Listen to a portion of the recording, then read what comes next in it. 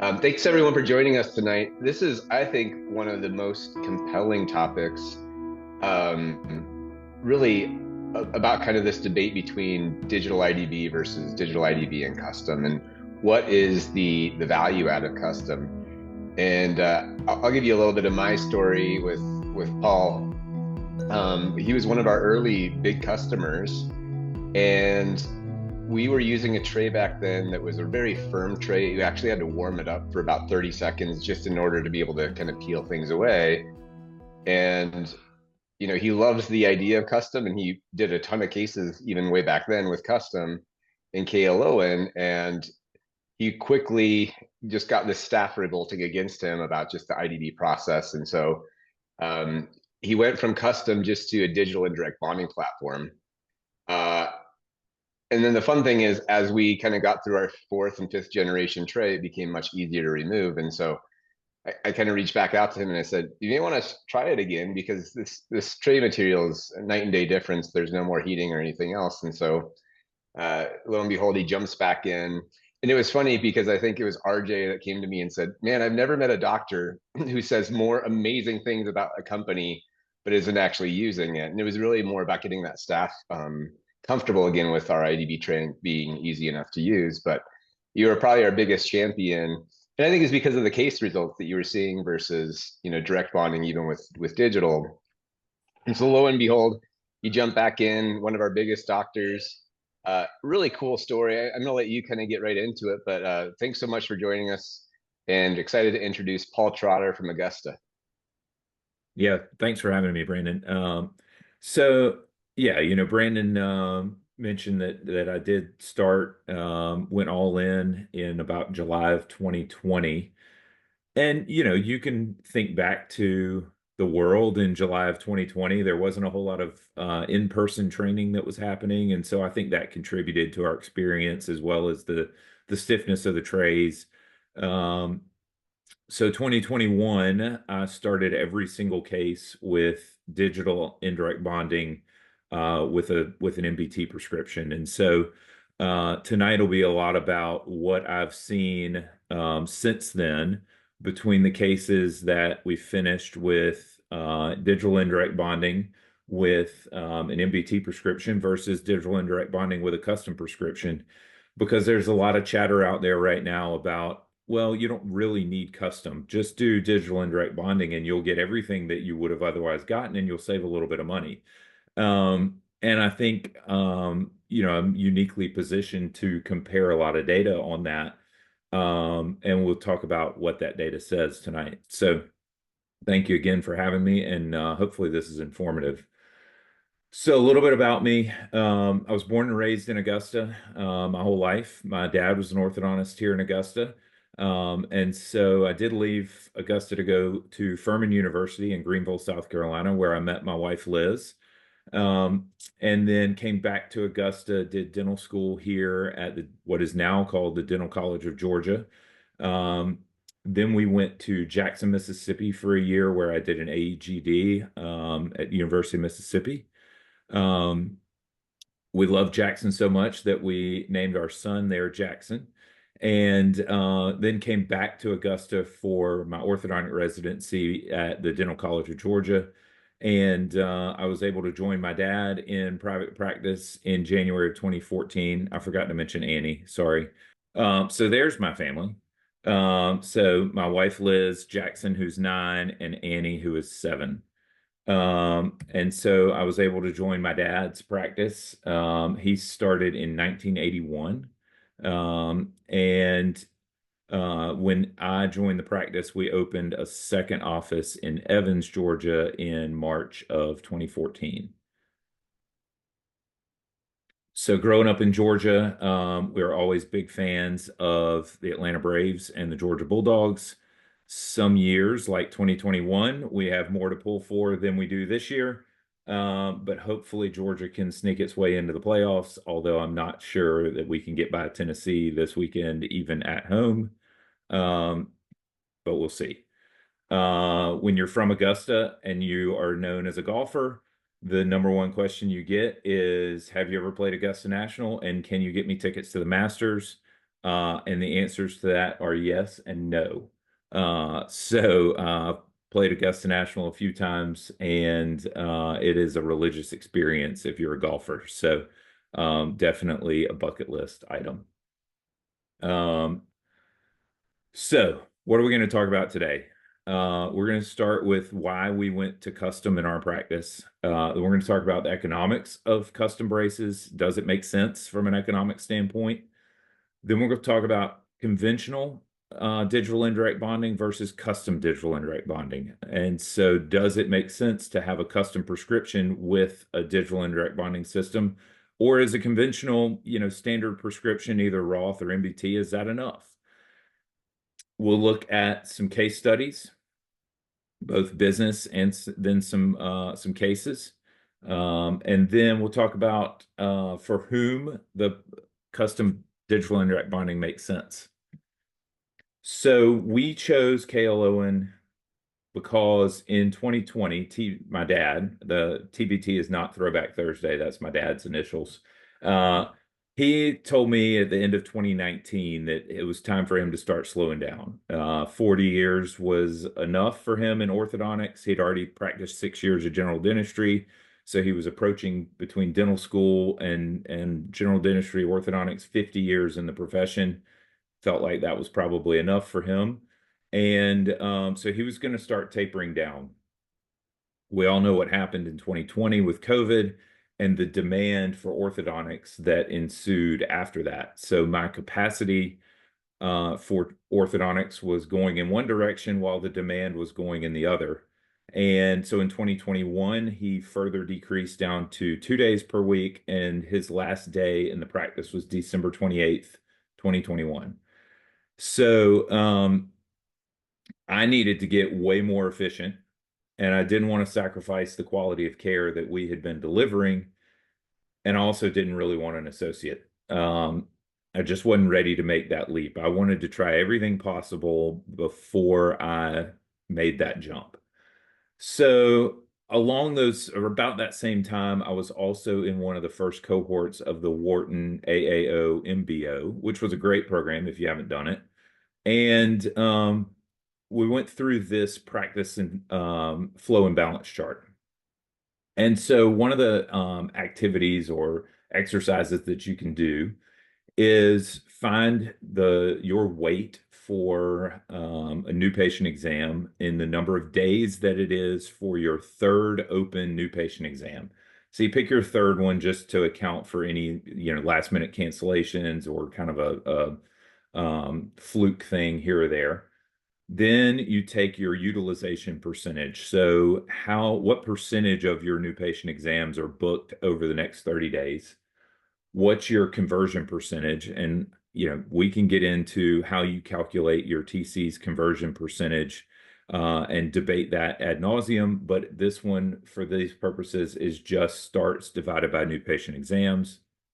And then what is your wait in days for a new patient start? So if a patient side's on the dotted line, how soon can you get the braces on? And then how full is your clinic? So once they're in braces, how full are the appointments that to treat the patients? So a couple of case studies in this. So this practice has a 70-day wait for a new patient exam. They're booked out, obviously, for 30 days. The TCs are converting 40% of patients. They can put your braces on today, and their clinic is only 60% full. So where does this practice need to focus its efforts? Pretty obvious. They need some TC training. That's not rocket science. Neither is this one. So they can see you today for a new patient exam. Their utilization is about 70%. So 70% of their new patient exams for this month are booked. They're converting 80%. So if they get you in the door, their TCs are pretty compelling, but they can put your braces on today, and their clinic is only about 70% full. So they need a marketing company. Again, not rocket science, but very enlightening if you went through this exercise for your practice.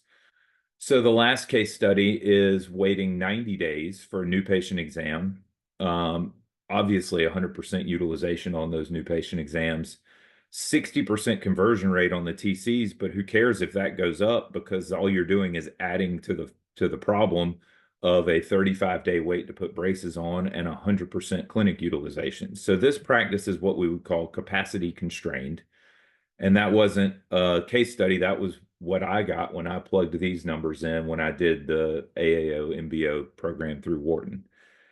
So I knew right off the bat that I had to find a way to get more efficient and increase my capacity. So one thing we knew we needed to do was indirect bonding. The question was, did we want to do it with custom or did we want to do it with a standard prescription? So we did both. Um, with indirect bonding, one of the huge things is that instead of your start appointment looking like this with doctor time, 20 minutes of doctor time in the middle to place a bunch of brackets, now your start appointment looks like this with just really a quick check at the end, and you can spend the middle there where you would have been placing brackets doing a lot of other important things. And oh, by the way, it's more accurate bracket placement um, with fewer finishing bends, fewer bracket repositions, and you can space out your appointment intervals a lot longer. So immediately you're getting more efficient right from the beginning. So, but does it play out economically? Does it make sense from an economic standpoint, or are you just adding to your overhead?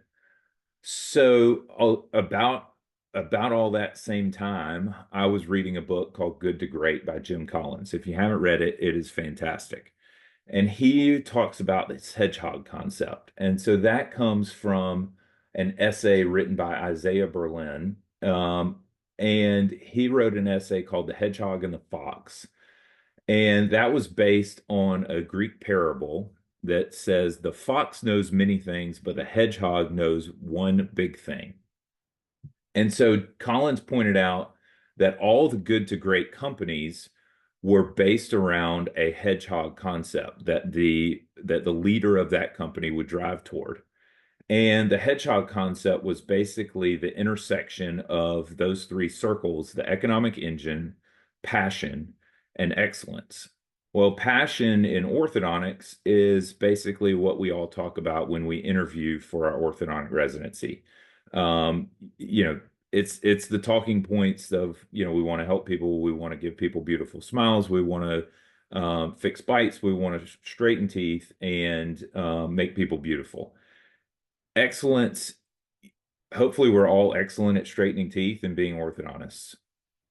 But Collins points out that the economic engine, even within the same industry, can be different for different companies. So, the economic engine for CVS may be different than the economic engine for Walgreens. And it was certainly different than the economic engine for Eckerd, which is now defunct. And so in orthodontics, the economic engine, there are a ton of those that we can pick from in Gauge.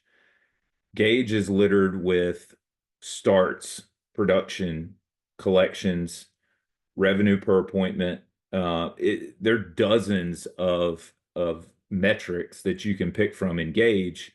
I like revenue per appointment because it is the fastest way to measure treatment efficiency.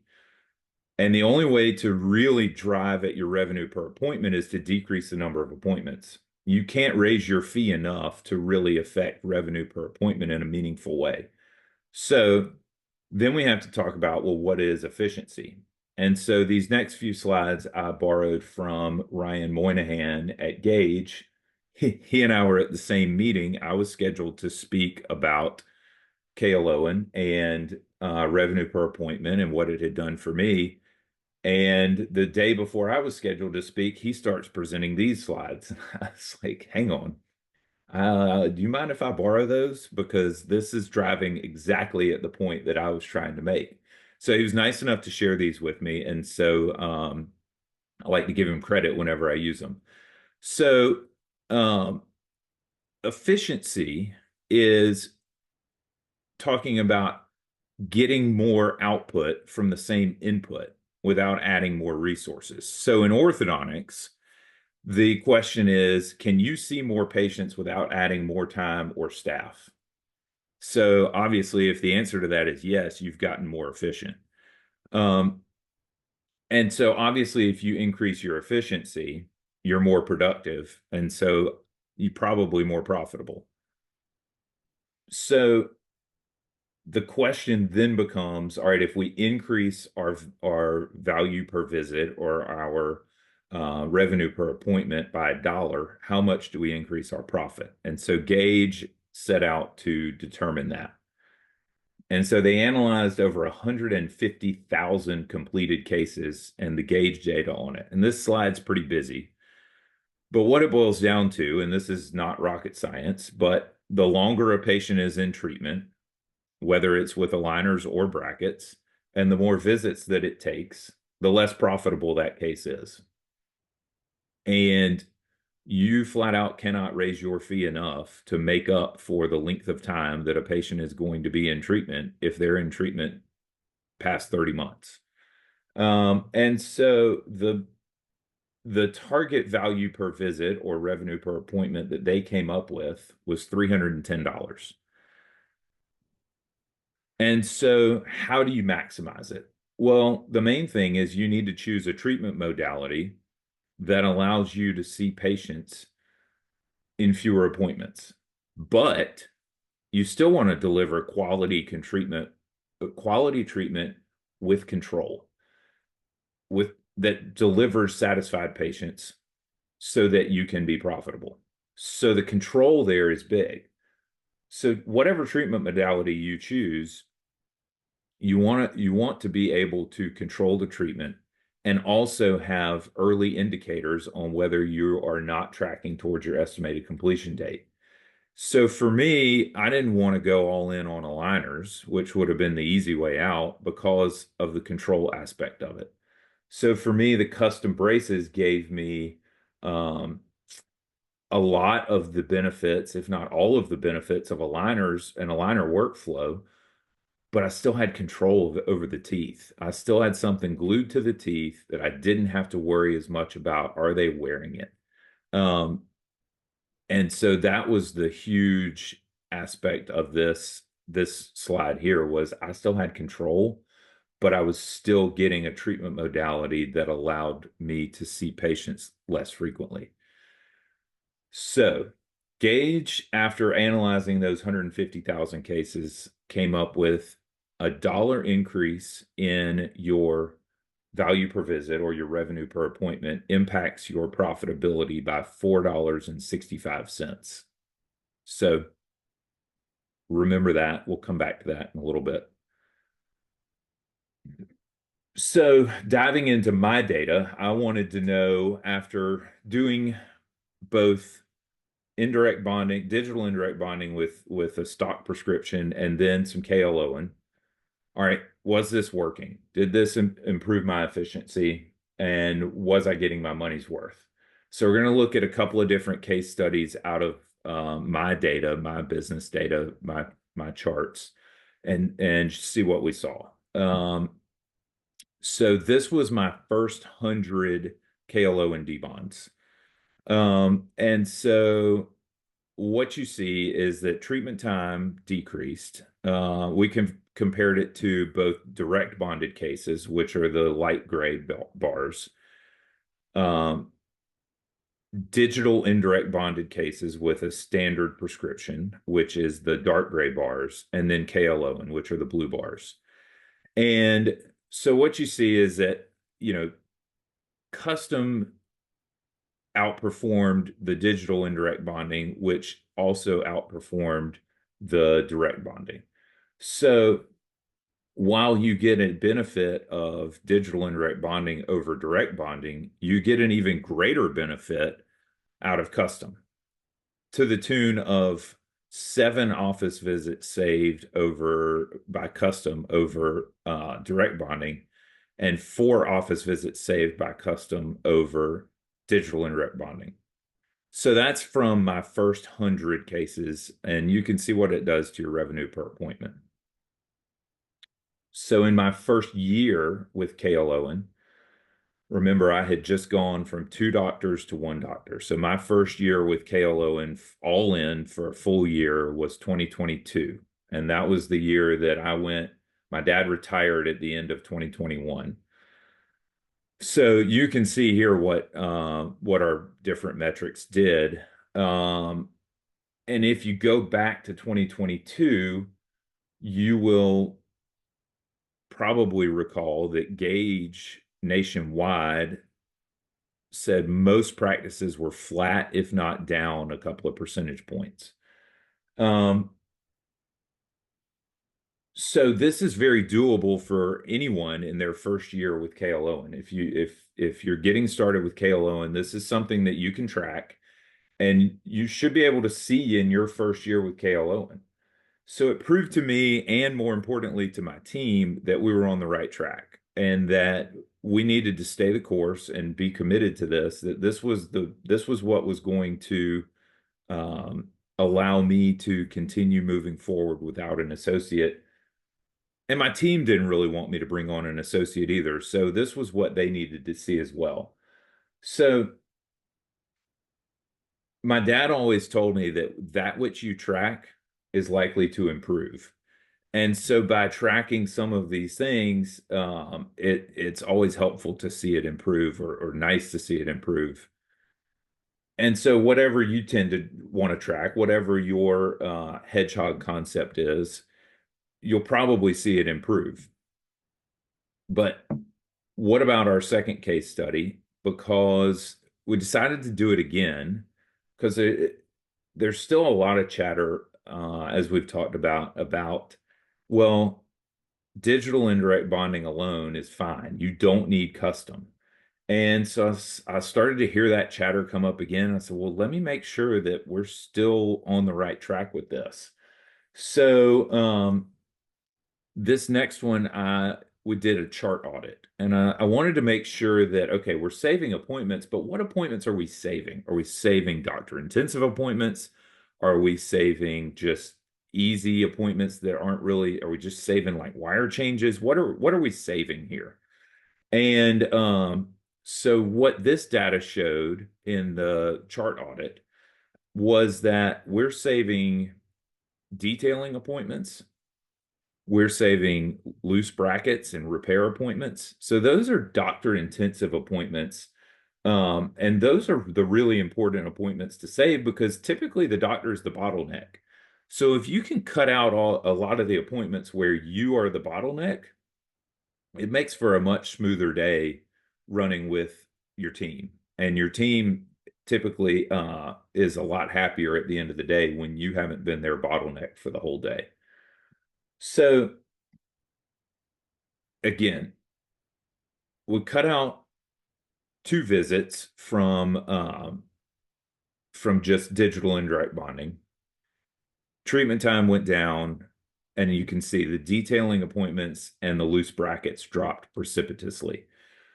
So if we think back to the revenue per appointment and what that does to profitability, on a $6,000 case fee, if you're saving 2.3 appointments on average, you're increasing your revenue per appointment by about $60, which is adding about $280 in profit, which more than covers the difference in the lab fee to go from digital indirect bonding to custom. And oh, by the way, you're getting fewer doctor intensive appointments, so you're having a smoother day. So it really, not only does it pay for itself in increased profitability, it pays for itself in over digital indirect bonding, most certainly over direct bonding, but it pays for itself in your smoother day and all the time that you can add back into your schedule, which we'll talk about in a little bit. But so more recently, I said, well, let me do this one more time. I took my last 150 D-bonds, consecutive D-bonds with KLO, and compared them to 150 with the digital indirect bonding. And again, the data stays consistent. So I just wanted to make sure that we were still on the same track and still consistent with all of the numbers and that everything was holding the same, and it is. Nothing's really changing. Um, and so the same thing holds true all the way through all the data that we have looked at, is that custom beats digital indirect bonding every single time, no matter how you slice that data up. And so we've sliced it three different ways and it beats it every single time. And we've sliced it through three different sections of data. So looking at some cases, how do these play out clinically? So we've looked at the economics of it, we've looked at why you want to do it, but let's see some cases play out clinically. So the first one is not a super hard case, class one spacing with a little bit of a deep bite. So here's Kate. And so again, not a super hard case, but what I really like about KLOwen is it keeps these easy cases easy. So I don't know, maybe I'm the only one, but sometimes if with a standard prescription, and certainly with a direct bonded standard prescription, uh, these are the type of cases that they come back after, a full size wire, and all of a sudden they're more class two than I remembered them being. And you end up fighting that. And with the posterior torque control, not extruding molars, this case stays easy throughout the entirety of the case, which allows you to treat it quickly and in fewer appointments. And so here's her progress records. You can see there's a precious little bit of detailing to do, and a little bit of class two elastic wear. But we wind up pretty quickly um, at a very nice finish and for very little effort. So here was our appointment sequence. We bonded her, we changed arch wires, we started some class two elastics, and I did 2 detail bends. So then we scanned her for retainers and debonded. So she's had 7 active visits. If you want to count the scan for retainers, that's an 8th, but that doesn't require my time to scan her for retainers. So we don't count that one. But so, 7 active appointments in 12 months. I don't think I'm treating that case in 12 months with direct bonding or even with digital indirect bonding with a standard prescription. So we'll go to a little bit more difficult case. So I use a decent amount of Carrier appliances for our class 2 correction. So this is a class 2 division 2 and really subdivision right. But this is Oliver. And so he's full step class 2 on the right side with the upper right 3 blocked out, retrocline maxillary incisors, moderate crowding. And so a little bit more difficult case, but pay attention to the angulation of the maxillary incisors. You would think if we treat this with a Carrier that we're probably going to make those retrocline maxillary incisors worse. And certainly if I'd been in an 022 slot, I probably would have. The nice thing about KLOwen, for those who don't know, is it's an 0195 slot. So when you get to a 1925 arch wire, you are fully expressing that prescription. But now is a good time. I get a lot of questions about what my Carrier protocol is with KLOwen. So we bond the Carrier. We now monitor them remotely with Grin. You could use dental monitoring, but we monitor them remotely while they're in the Carrier appliance. Once they are ready for that to be removed, we bring them in, remove the Carrier, rescan them. We print that scan for retainers and also submit that scan to KLOwen. They wear those retainers until we get them back 3 weeks later to put the braces on. And that has worked very, very well for us. So pretty simple protocol, really. So looking again at Oliver's records, this is post Carrier here. So he spent about 3 months in the Carrier. Probably could have kept him in another month or two and sock in that class one on the right side a little bit more. Um, what you'll notice here too is I did laser the upper threes and the lower left five. So I do a fair amount of diode laser prior to scanning for KLOwen. Um, I like as many brackets as possible to be in the indirect bonding jig for KLOwen. And so if there's a tooth that's a little short and I'm worried that it might not be included in the bonding jig, I'm going to laser it. I want as many brackets as possible indirect bonded. And I don't want to have to go back and direct bond them later. And so that's just something that I like to do. You certainly don't have to do it, but that's just a little pearl. It's worth that one visit for me to do that on a lot of patients. So um, here he is. This is about 14 months into braces and 9 appointments. Still a little bit class two, so we're still working on some class two elastics. But look at the torque of the maxillary incisors. We're starting to get some really nice torque expression on those maxillary incisors, despite having come out of a carrier, despite wearing class two elastics still. And so that's one of the really nice things about filling the slot in these brackets is you still get the full torque expression even with class two mechanics. But what you'll also notice in our final ceph is we controlled the angulation of the mandibular incisors for the exact same reason. So here's our final records. We got him to class one. Probably could have gotten the midlines on a little bit better. But it's nice socked in class one, and alignment's really nice. You know, the torque control, posterior torque control, and Brandon talks about the gradation of the torque from posterior or from anterior to posterior, starting at the canines and working its way back. That's something that is very hard to get with a standard prescription. And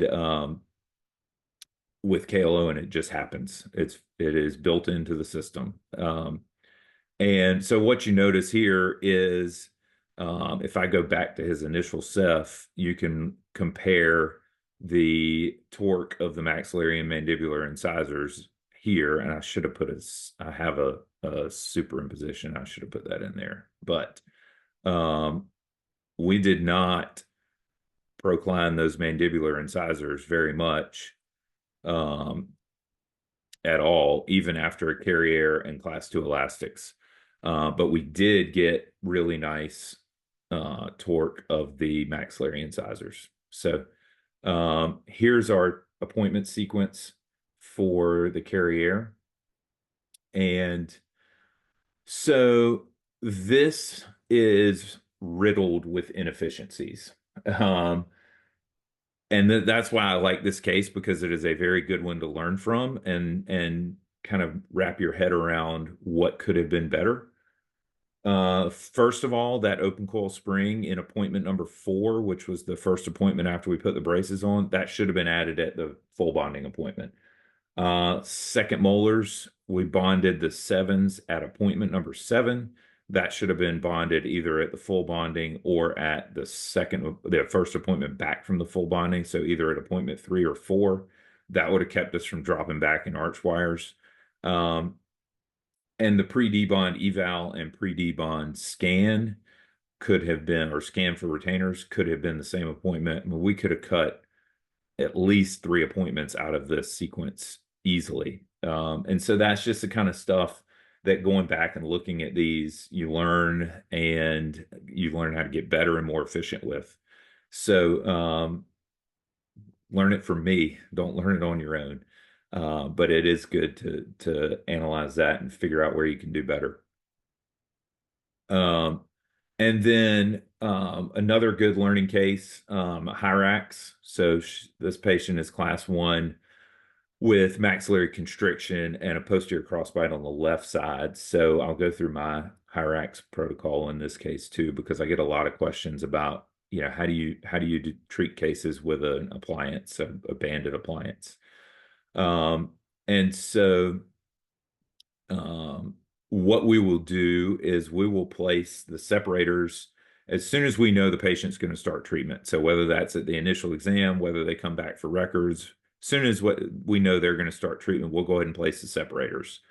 We bring them back a week later, fit bands, and rescan for KLOwen at the fit band appointment. We make our appliances in the office, but you could easily order it from a lab. If you were going to order a 3D printed expander, then you wouldn't even have to worry about the separators. But I'm not there yet because I'm still making all my appliances in-house. Um, so while we're making the expander, they're also ordering the brackets. So the same day, we will bond upper 5 to 5, lower 7 to 7, and then cement the Hyrax. Hyrax has to go in last because the arms on the lingual of the Hyrax will prevent your indirect bonding trays from seating. So just make sure you put your Hyrax in last. I think the new tray design may not be quite as important with that. They don't go quite as far down on the lingual, but I haven't used it yet, so we'll see.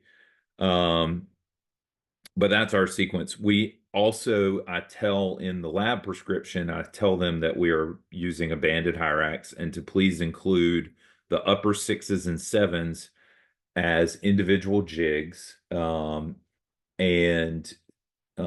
so we save those jigs with the upper 6s and 7s so that when we remove the Hyrax, we bond those individually. And so I'll work all the way into a 1925 on the lower or 1725 sometimes, express as much of that lower torque as possible so that I know where to expand to. And then we'll remove the Hyrax and bond those upper 6s and 7s with those individual jigs. So moving through. So her progress records, you'll notice I could have done a lot better job setting this case up in the software. And it's a good time to touch on the software. So you are not going to be buried in digital homework. That's another one of the major questions that I get is, am I going to be buried in digital homework like I am with aligner cases? So the difference between this and an aligner case is with aligner cases, you have to look at the beginning, you have to look at the end, you have to look at every single middle stage, you have to look at tooth collisions, you have to look at attachment design, you have to think about IPR, and you have to plan all that out and sequence it. And then if you make any modifications, that case is coming back to you. With most aligner companies, at least, that case is coming back to you and you got to look at it all over again. And oh, by the way, most patients are going to have 2 refinements. So you're looking at every single patient 3 times. So this is not that. You're looking at the beginning and the end and the bracket placement.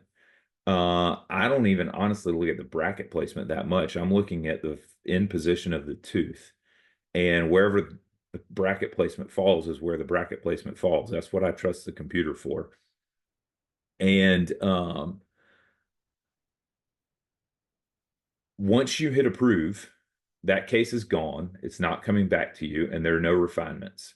So it really is probably less than 5 minutes per case. I probably should have spent more time on this case. So probably not the greatest case for me to be talking about how easy the digital homework is, but learn from this one that if you put a little bit of time in on the front end, you can save yourself some wire bends on the back end. So learn from me on that. But we did end up having to tip those upper centrals and do some IPR, close the space, and she just didn't have great shaped centrals, but we got there. She'll probably have some bonding on the distal of that upper right central, but we got there eventually anyway.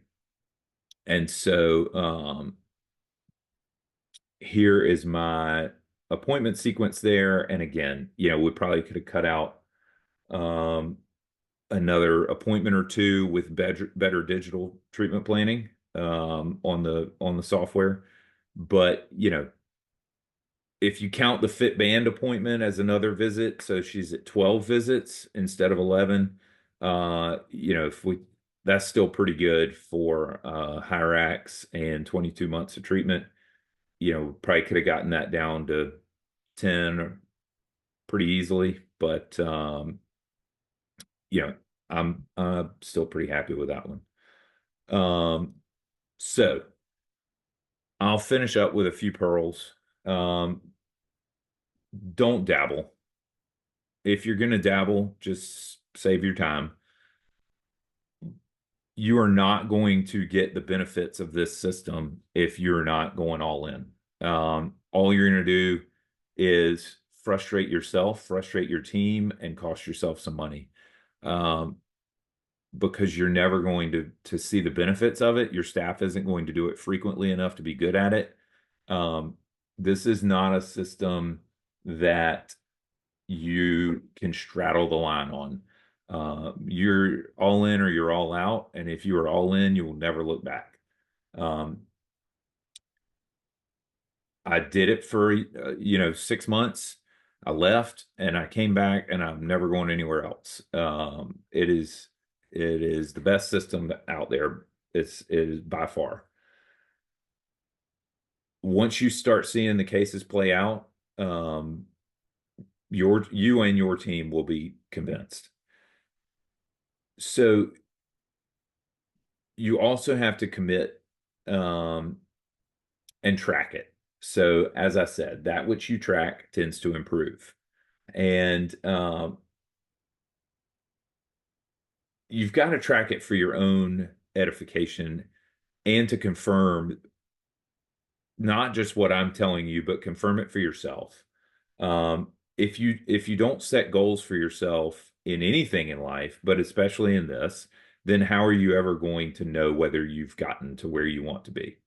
Um, but think about what those 7 visits that we got from um, the direct bonded cases to custom indirect bonding gets you. So think about how much less friction there is throughout your day. Think about getting out of the office on time for lunch and at the end of the day. Um, I do all of my digital homework at the office now, as far as approving cases, both aligner cases and bracket cases are all approved at work during the day. Um, I am usually not the bottleneck anymore. We all have our days, but I am typically not the bottleneck anymore. And you get time to stand around and greet parents. So, during a full bonding, I get time. Melissa, my KLOwen trainer, was in the office last week, and she said, "Hey, will you show this parent their setup, the patient setup?" So I had time to pull up my laptop and show the patient and the parent the digital setup. And you know, when do you have time to stand around while a patient is getting braces put on and talk to the parent and have a conversation with them? So that leads to the better patient experience and less stress. Um, but that is all delivered through custom, not digital indirect bonding. Digital indirect bonding is the means to the end for the custom. It is not the solution. Custom is the solution, and custom is the magic here. The digital indirect bonding is how you have to get the custom on the tooth. And you're not just saving appointments, you're saving doctor intensive appointments. So again, set a goal. Set a goal to try to treat cases in 12 visits or less, and then figure out how you're going to get to that goal. So you've got to increase your appointment interval. You've got to learn the software, learn the bonding procedure, learn how to repair brackets, learn the scripting for the patients. So the patients want to know what's in it for them. They don't care what's in it for you. So a parent loves the fact that every 20-minute appointment in your office for an adjustment is actually 2 hours out of their day. If they're a working parent, they have to leave work, go get the child from school, bring them to your office for a 20-minute appointment. If it's during school, then they have to take them back to school and then go back to work themselves. So every one of those that you can save for them, if you can tell a parent, hey, I can do this in 7 fewer visits than the orthodontist down the street, that matters to them. Or 7 fewer visits, even if you don't want to compare yourself to the orthodontist down the street, which we don't do very often. Even if you can say, hey, with this system, I can now do this in 7 visits fewer than I used to do it, or than we did it when we had braces as kids. That resonates with parents, and they feel like you're on the cutting edge, and that is great scripting for them. Don't dabble, don't panic and reposition a bracket before the wire fully expresses.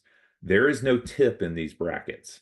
So let me say that again. There is no tip built into these brackets. So it is not going to look like it's on the tooth where you think it should be on the tooth. Don't panic. Leave it there. Let it play out. You got to learn how to leverage the system. This is not the same as orthodontics that we were taught in residency, so it's got to play out a little bit. You've got to learn how to set up the case digitally, how to treat the case digitally. It's a solution. It's not a tool, and you have to learn the technology and take the time to learn the custom prescription and manage all 3 orders in that custom prescription. Uh, we've all seen this slide from Brandon before. I assume we all have, where the left is the amount of torque slop that you can get from an 022 bracket. The right is the amount of torque slop that you can get from this custom bracket. The difference is immense. We're not moving the teeth any faster than biology will allow us to. What we're doing is moving them to the right spot from the beginning and eliminating all the reactive decisions that we have to make because the teeth went to the wrong spot from the beginning. So that's how technology as a tool makes us better at what we're doing and more efficient.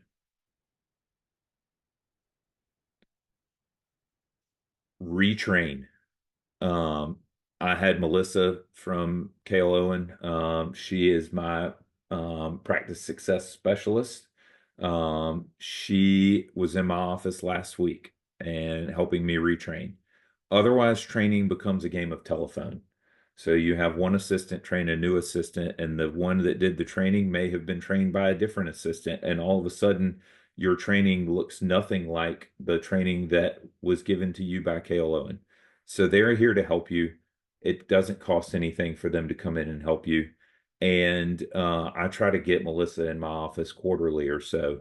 And we're 1,200 plus cases in at this point, and I still have her in here helping. Just to calibrate is probably a better term than training at that point, just to make sure everybody's still doing it the way that I think they should be doing it and the way that we were taught to do it at the beginning.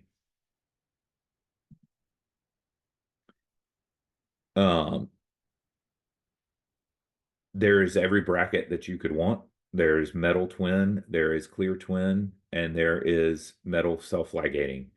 As a side, I switched to the metal self-ligating back in April, and I can't wait to redo this webinar in a year once we have some data from the metal self-ligating cases and some debonds from that, and see what the numbers look like on that.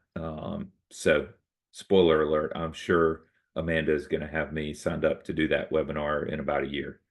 But this is not just custom done right. This is digital indirect bonding done right. This is everything that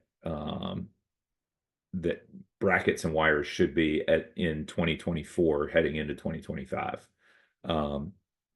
It is absolutely worth fully immersing yourself into it. So, what practices is this right for? I think a practice that's at capacity and not wanting an associate. That was me. A multi-doctor practice that wants to standardize its results. I've talked to several of those doctors recently on the phone, asking my opinion about KLOwen. This is me now, a single doctor looking to work fewer or simpler days. So, I've met my capacity, and with the self-ligating, now I'm looking to regain a half a day a week. I'd love to go from 4 days a week to 3.5, and I really think the self-ligating bracket will get me there. Um, a multi-doctor practice with high associate turnover. I think that ties right into the second bullet point. If you're losing an assistant and not wanting to replace them, so if you feel like you're about to attrit out an assistant, maybe you just want to lose an assistant on purpose and you don't want to replace them, that is very doable with this system, because of the fewer number of appointments you'll have. The last one should not be overlooked.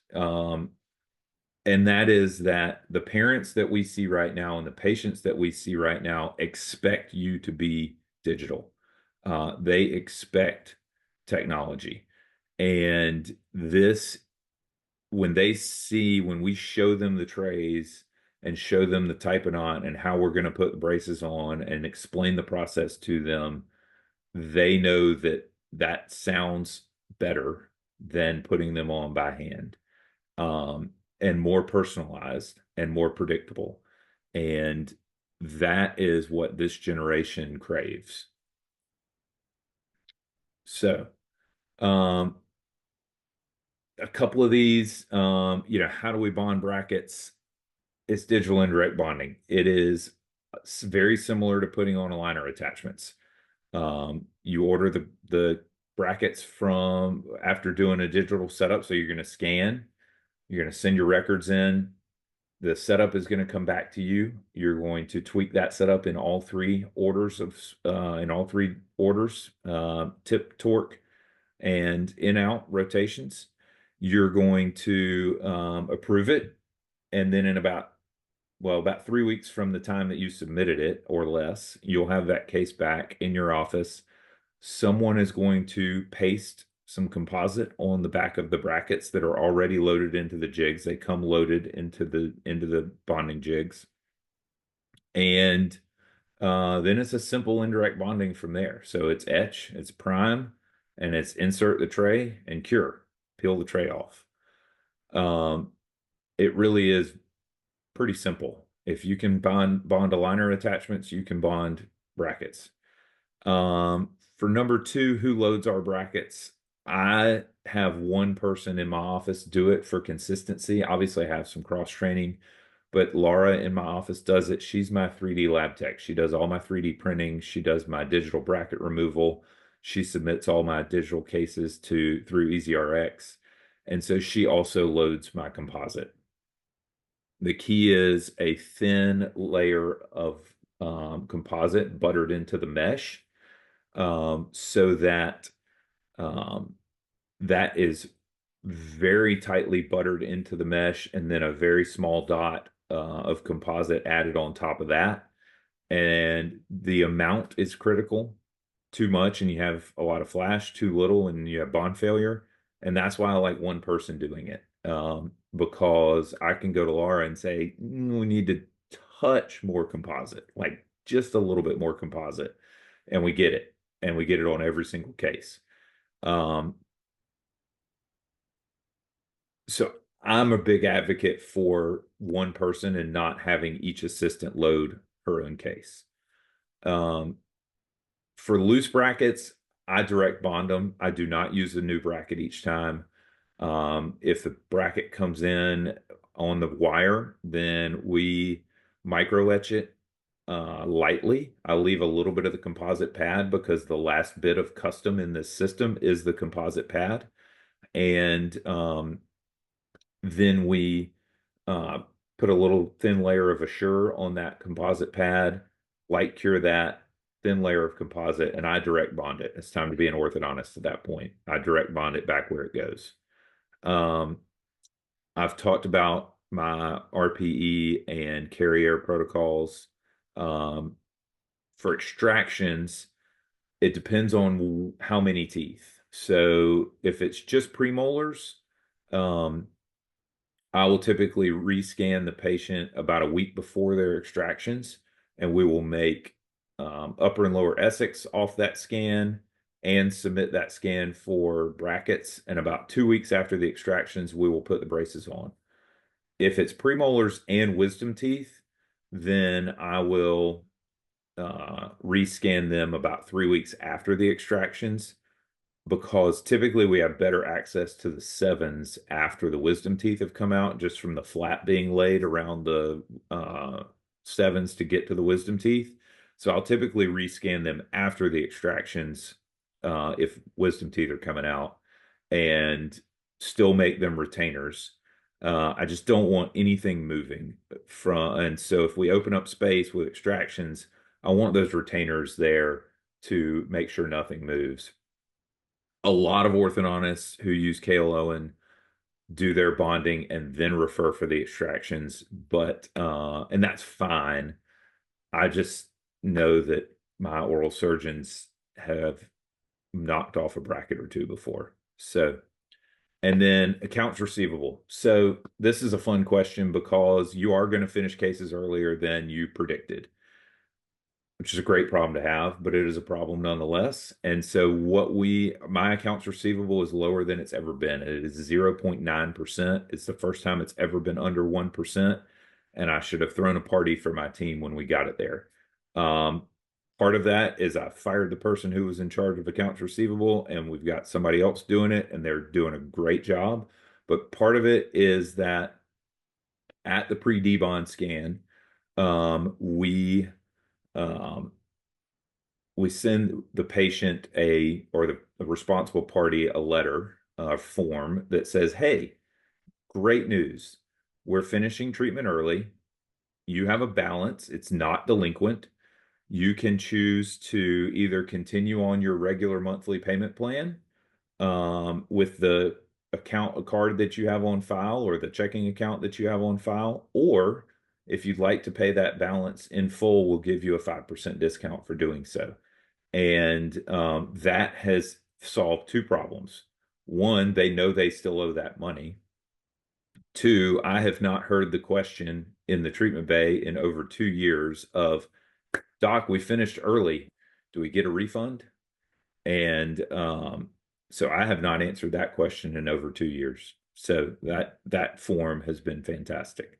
Um, so with that, I will be quiet and we can open the floor with, I think we have a few minutes for questions to Amanda, and I'd love to bring Brandon back in, talk to Brandon. But thank you. I hope that was informative, and I appreciate everybody being here. No, that was awesome. I really, it was just neat to kind of look at the data at the beginning, but then to kind of be able to validate it 2 times over. And I mean, that's the power of Gauge, is really being able to look quickly and pull that data, because so many orthodontists think they're more efficient than they actually are. When we actually start doing chart audits, they find out, oh, maybe I wasn't quite where I thought I was. And especially if you're going to invest in the time, energy, and money of a custom solution, you better make sure that you're getting your money out of it. Like I tell people, if you can't find a positive ROI using this, then you shouldn't use it. Like it's not for you. And so I think so many of us don't set those goals, don't set kind of the indicators that we need to start tracking. And so I encourage any of you who are thinking about using or are using custom of any site, is just really track the cost benefit ratio. Um, my KPI was a weird one. I picked treatment time, so I'll bring people in early, and but we kind of did the scripting a little bit different way, and so but we track, like, every time we take a debond, it's added to our master list, and it keeps me like really striving for, oh man, I don't want to break above that 10-month average. So it kind of makes sure that, oh man, can we do one thing? Or one of the big things that you showed, I think it's so critical, is reevaluating your cases. That case with the expander. and looking back and seeing, was this a bracket positioning error where maybe the tray got seated too high, or was this just something I missed in the setup?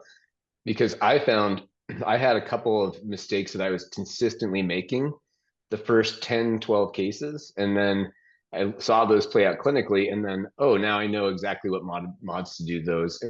And I know which spots are my weaknesses now. So I spend an extra 2 or 3 minutes. I think one of the questions was, how many cases for you did it take before you could just trust that it was going to do what you thought it was going to do and what you set it out to do? So we started, in that July of 20 when we started with them. Once you start getting some of those cases back, the first cases you bond back in an 18 square, which is the second wire that in my sequence with the twin brackets, it doesn't take many. I would say 10, maybe even less than that, to look at those coming back in the 18 square and going, holy cow, these things are straight. Because an 18 square in a 19.5 slot bracket, first of all, if you've never used an 18 square wire, it will go into anything. And then it plays out really, really well. And when I started bringing some of my team members over going, look at what do we have left to do on this case? I mean, we're 2 visits in an 18 square, and I'm like, it's almost done. What are we going to do for the next 18 months? Because we quoted them 20 months of treatment time. And so, yeah, it was maybe 10 cases, maybe less, where you're like, wow, this is different.